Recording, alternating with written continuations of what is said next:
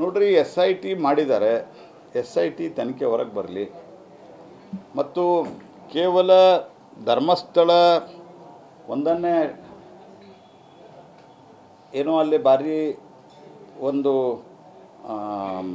ಅಪರಾಧ ಆಗಿದೆ ಅಂತ ಮೊದಲ ಬಿಂಬಿಸು ಸರಿಯಲ್ಲ. ನೀವು ತನಿಖೆಗೆ ಆರ್ಡರ್ ಮಾಡಿದರೆ ವೇಟ್ ಮಾಡಿರಿ, ತನಿಖೆ ರಿಪೋರ್ಟ್ ಬರಲಿ, ತನಿಖೆ ರಿಸಲ್ಟ್ ಬರಲಿ. ಕೋರ್ಟ್ ಇದೆ, ಕಾನೂನಿದೆ.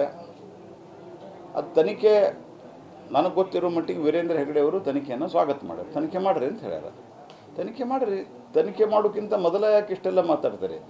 ಮತ್ತು ಭಾರತದ, ಅದರಲ್ಲೂ ಕರ್ನಾಟಕದ ಒಂದು ಪ್ರಮುಖ ಶ್ರದ್ಧಾ ಕೇಂದ್ರ, ಅಲ್ಲಿ ಅಕಸ್ಮಾತ್ ಯಾರಾದರೂ ತಪ್ಪು ಮಾಡಿದ್ರೆ ಅದು ತನಿಖೆಗೆ SIT ನೀವು ಮಾಡಿರಿ. SIT ಬರೋ ತನಕ ವೇಟ್ ಮಾಡಿರಲ್ಲ. ಇಷ್ಟು ಗಡಬಡಿ ಯಾಕೆ ನಿಮ್ಗೆ? ಅದನ್ನು ಟಾರ್ಗೆಟ್ ಮಾಡಲಿ ಕಾಂಗ್ರೆಸ್ ಪಾರ್ಟಿಯವ್ರಿಗೆ.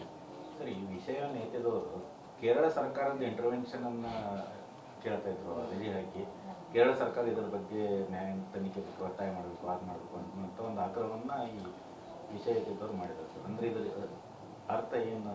ಇಲ್ಲ, ಅಂದರೆ ಲೆಫ್ಟ್ ಪಾರ್ಟಿದು ಆ್ಯಂಟಿ ಹಿಂದೂ ಶಕ್ತಿಗಳು ಇದರಲ್ಲಿ ಜಾಯ್ನ್ ಆಗ್ತಾಯಿದ್ದವು.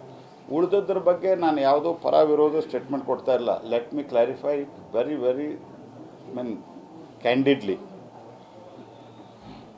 ತನಿಖೆ ಆರ್ಡರ್ ಮಾಡಿರಲಿಲ್ಲ. ತನಿಖೆ ಸಂಬಂಧ ವೇಟ್ ಮಾಡಿ. ಕರ್ನಾಟಕದಲ್ಲಿ ಇದೆ. ಕರ್ನಾಟಕದ ನೀವು ಆರೋಪ ಮಾಡಿರುವಂಥ ಏನು ಘಟನೆಗಳಿದ್ದಾವೆ ಕರ್ನಾಟಕದಲ್ಲಿ ನಡೆದಾವೆ ಅಂತ ಮಾಡಿದ್ದಾರೆ.